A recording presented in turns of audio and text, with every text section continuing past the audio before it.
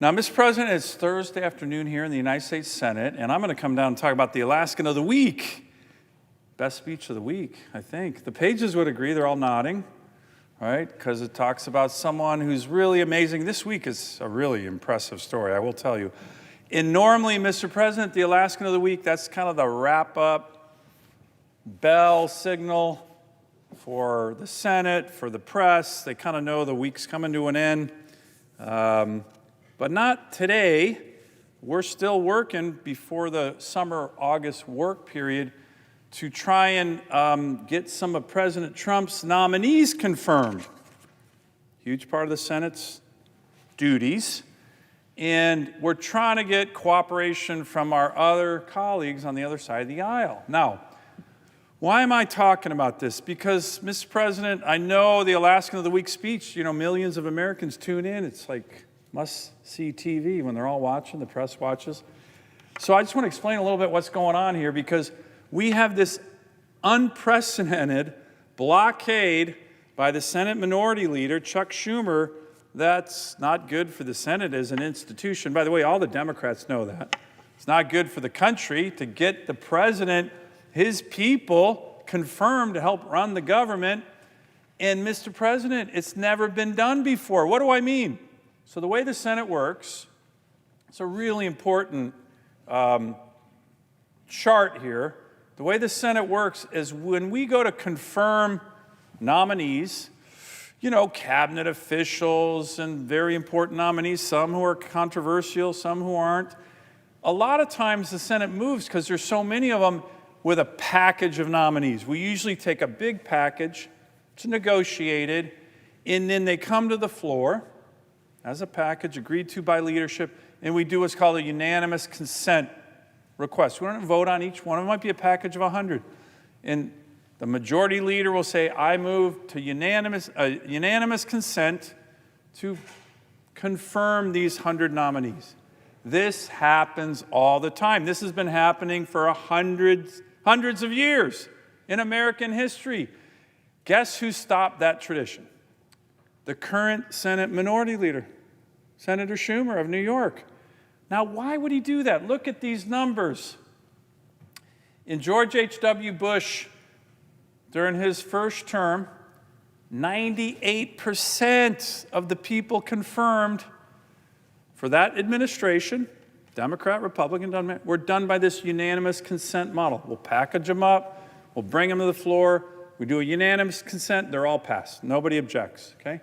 And this is the way you do it, Clinton. So remember, this is cooperation.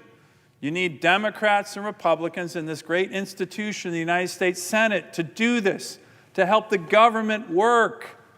Okay, President Clinton, same thing, Republicans did unanimous consent requests. 98% of the people in the Clinton administration, not civilians, not the generals and admirals.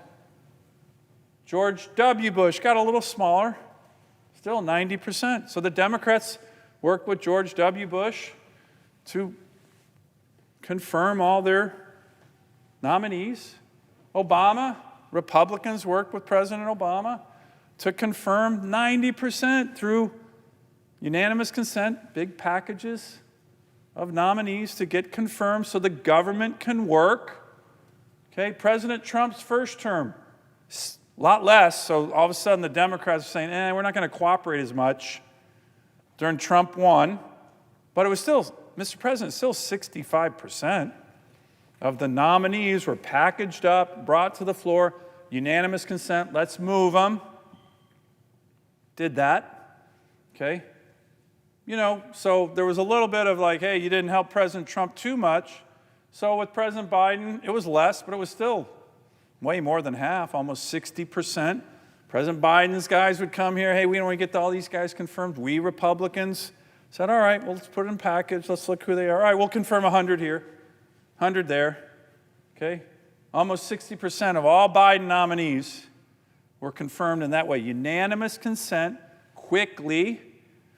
A lot of times before the August work period, we'll get big packages done, okay? So that's American history. Look at the number for President Trump's second term. Can you see that? I want the American people to see that. Zero.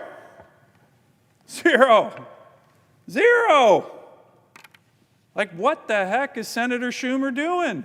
By the way, a lot of Democrat senators who I talk to, I got good friends over there, they're embarrassed by that number, by the way. They're embarrassed by that number.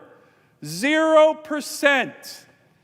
Now, why do you think Senator Schumer's doing that? Because he cares about the Senate as an institution?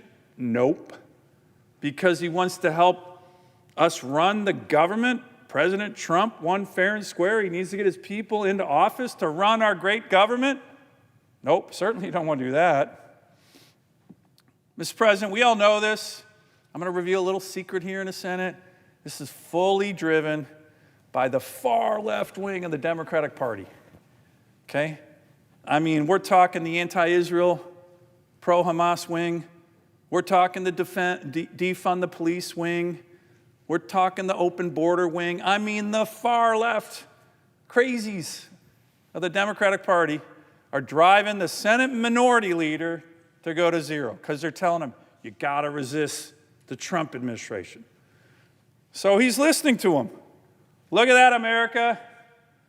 0%. It's never happened in U.S. history.